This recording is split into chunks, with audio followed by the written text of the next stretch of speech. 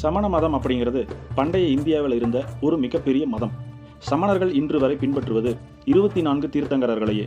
யார் அந்த தீர்த்தங்கரர்கள்? சமண கொள்கையை இந்தியா முழுவதும் பரப்ப வேண்டும் என கிளம்பியவர்களே இவர்கள். தீர்த்தங்கரர்கள் அப்படின்னா முற்றும் துறந்த முனிவர் அல்லது துறவி, தன் வாழ்வை இறைப்பணியில் அர்ப்பணித்து ஞான நிலையை அடைபவர்களையே தீர்த்தங்கரர்கள் அப்படின்னு அழைக்கப்படுதுங்க. 24 தீர்த்தங்கரர்கள் யார் யார்?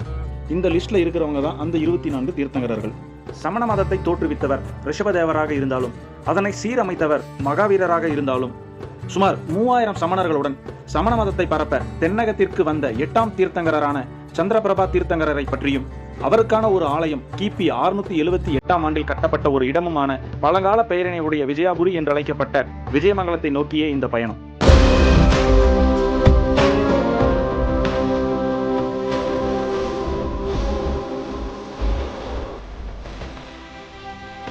விஜயமங்கலம் ஈரோடு மாவட்டத்தில் உள்ள ஒரு சின்ன ஊருங்க.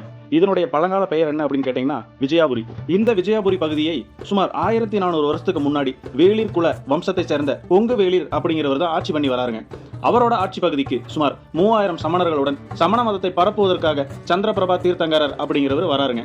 சமணர்களுடைய கொள்கைகளும் அவர்களுடைய போதனைகளும் ஏற்றுக்கொண்ட மன்னர் கொங்குவேளிர் சந்திரபிரபா தீர்த்தங்கருக்காக கிபி 678ஆம் ஆண்டு ஒரு கோயில் ஒன்று கட்டுறாருங்க.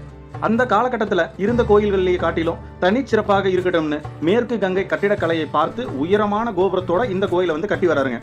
மற்ற கோயிலை கம்பேர் பண்ணும்போது இந்த கோயிலோட கோபுரம் ரொம்பவுமே உயரமா இருக்கு. அதனாலேயே இந்த கோபுரத்தை உள்ளூர் மக்கள் இன்னைய வரலையும் நெட்டை கோபுரம் அப்படின்னு தான் அழைச்சி வராங்க.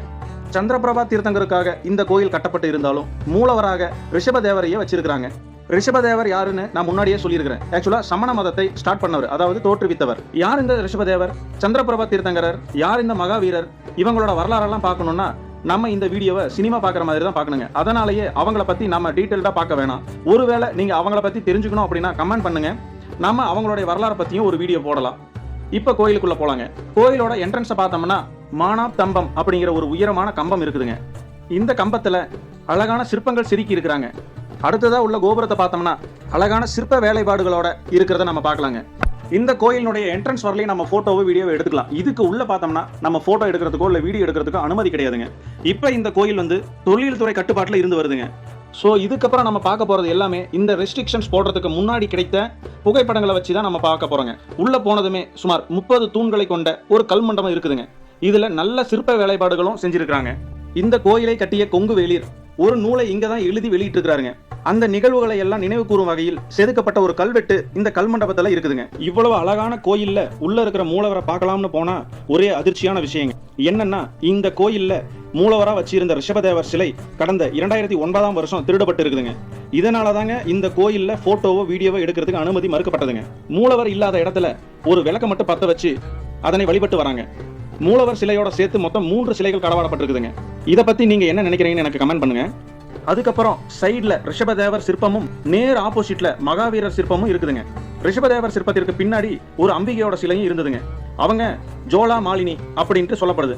சந்திரபிரபா தீர்த்தங்கரனுடைய காவல் தெய்வம் அப்படின்னு சொல்லி உள்ளூர் மக்கள் நமக்கு சொல்றாங்க.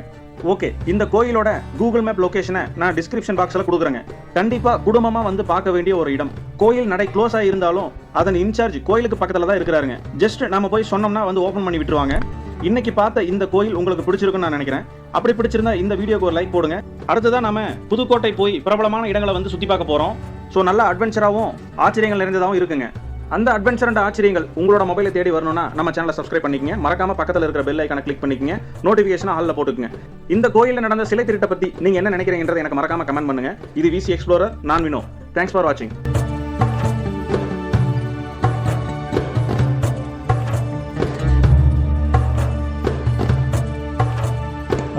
Danger danger danger.